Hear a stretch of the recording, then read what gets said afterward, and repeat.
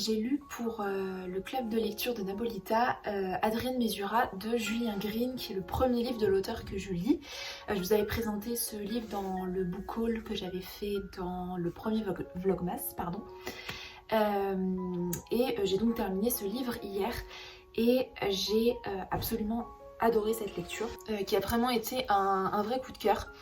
Donc ici on va suivre Adrienne Mesura, qui est une jeune fille de 16 ans je crois, 16-17 ans, qui habite dans une petite province avec son père et sa sœur aînée Germaine qui est malade.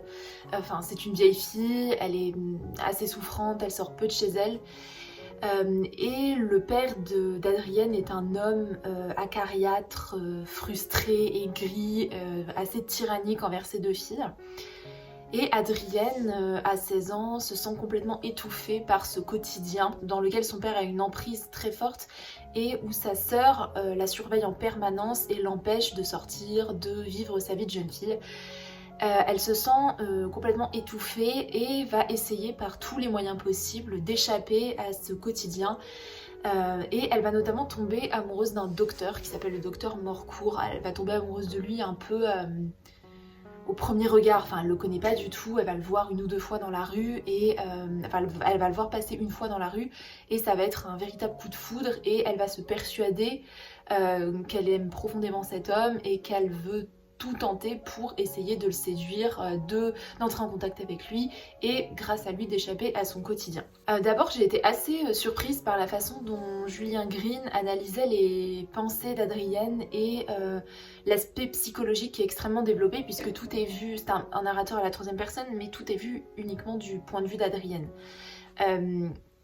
J'ai été assez surprise parce que j'ai trouvé qu'il y avait une bonne psychologie féminine, qu'on a l'impression que Julien Green avait bien compris et cerné ce qu'une jeune fille comme Adrienne pouvait ressentir. Ça donne un personnage assez complexe, je trouve, qui est assez attachant mais en même temps très agaçant sur d'autres aspects parce que Adrienne, c'est une grande rêveuse.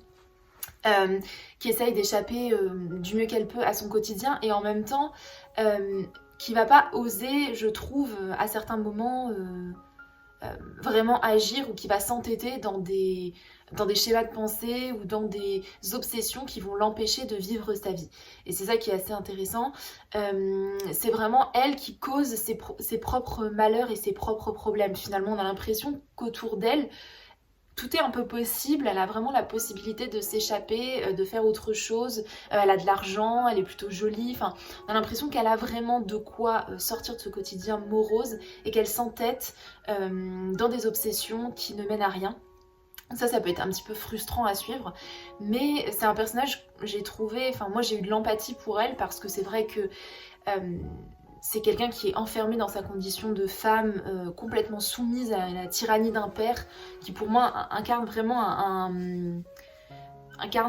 un pouvoir patriarcal presque tyrannique, totalitaire même, et elle est prisonnière des tas de conventions qu'elle a intégrées aussi elle-même et ça l'empêche d'ouvrir son esprit et de voir le monde autrement. J'ai vraiment eu de la compassion pour elle parce que c'est vrai qu'elle est amenée à avoir des réactions qu'on pourrait peut-être juger disproportionnées mais qui sont, je trouve, adaptées à la situation. Si on se met à sa place, on comprend bien que c'est quelqu'un à qui on n'a jamais donné le droit de respirer et de faire ses propres choix. Et c'est vraiment compliqué pour elle.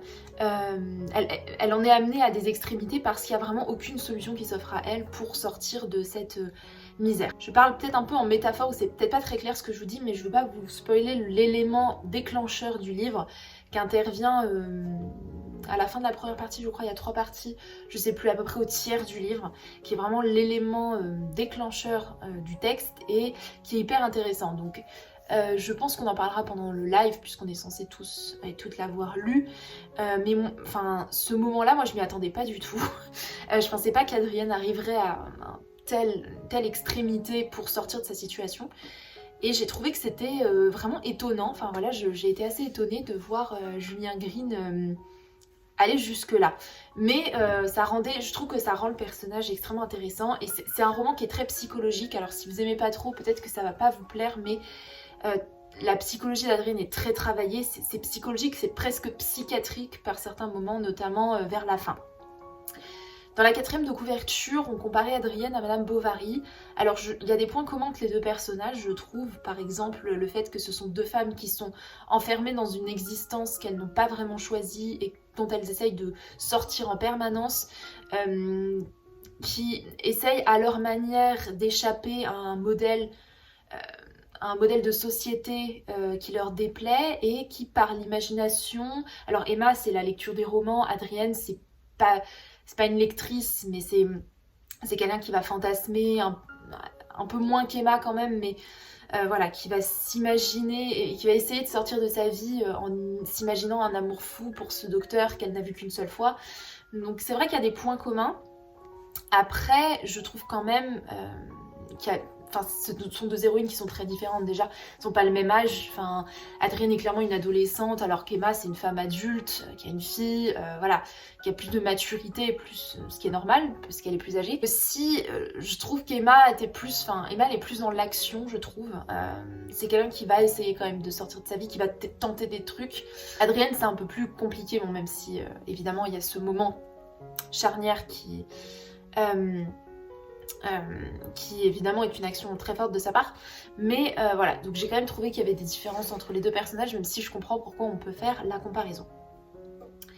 Donc en résumé, c'est un livre que j'ai beaucoup aimé, et si comme moi vous ne connaissez pas Julien Green, bah je pense que c'est une bonne porte d'entrée dans son œuvre et je vous le recommande. C'était vraiment très intéressant. En plus c'est le style est bien, alors j'ai pas trouvé que c'était formidable, mais je trouve que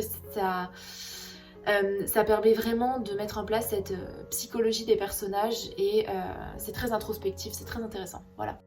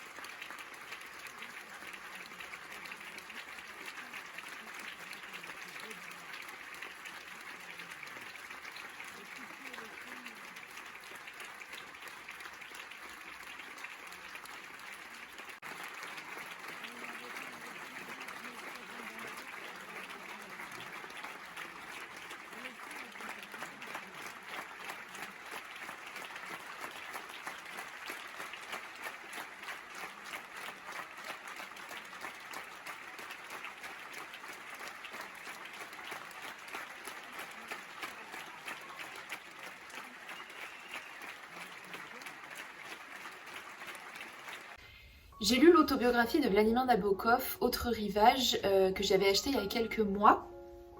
C'est le 4e livre de Nabokov que je lis, puisque j'avais lu évidemment Lolita, Ada ou l'Ardeur et des nouvelles. Et j'avais donc envie de découvrir son autobiographie parce que c'est un homme qui a eu une vie assez intéressante, qui a été pris entre plusieurs cultures, qui a vécu des bouleversements historiques importants.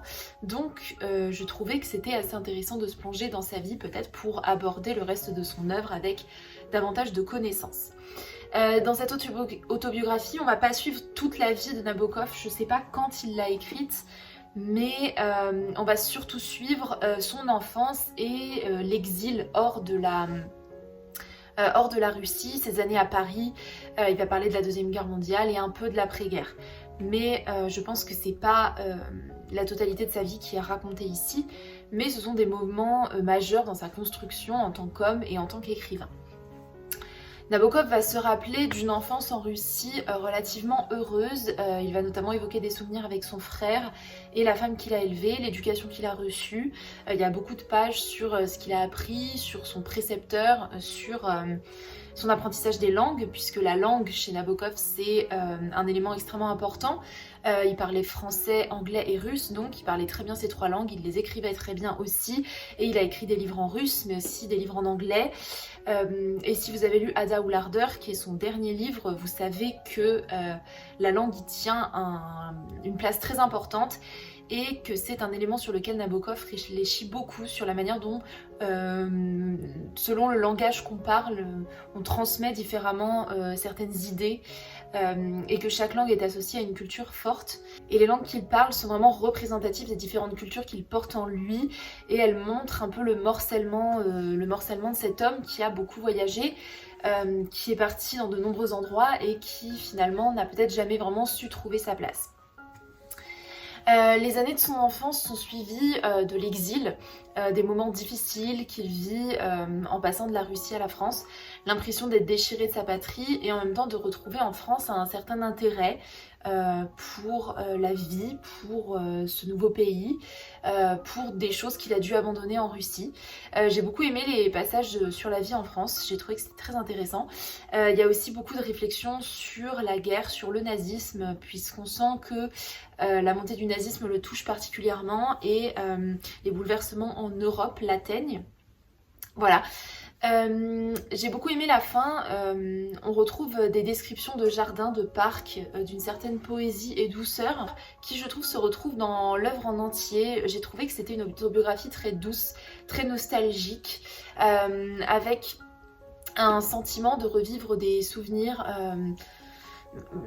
assez doux, assez poétiques. J'ai trouvé que c'était assez inhabituel pour une autobiographie. Enfin, c'est pas uniquement raconter des faits dans l'ordre chronologique, c'est aussi s'attarder sur rendre une atmosphère, rendre une sensation. On a l'impression que, au-delà des souvenirs, Nabokov essaye de nous remettre dans l'atmosphère dans laquelle étaient vécus ces souvenirs, dans leur univers, dans leur environnement.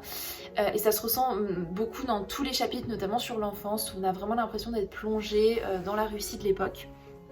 On a l'impression de retomber en enfance nous aussi, et j'ai trouvé que c'était très bien réussi. Il y a aussi quelques réflexions sur son œuvre et sur les différents textes qu'il a écrits, mais ça prend pas une partie centrale du texte, j'ai trouvé.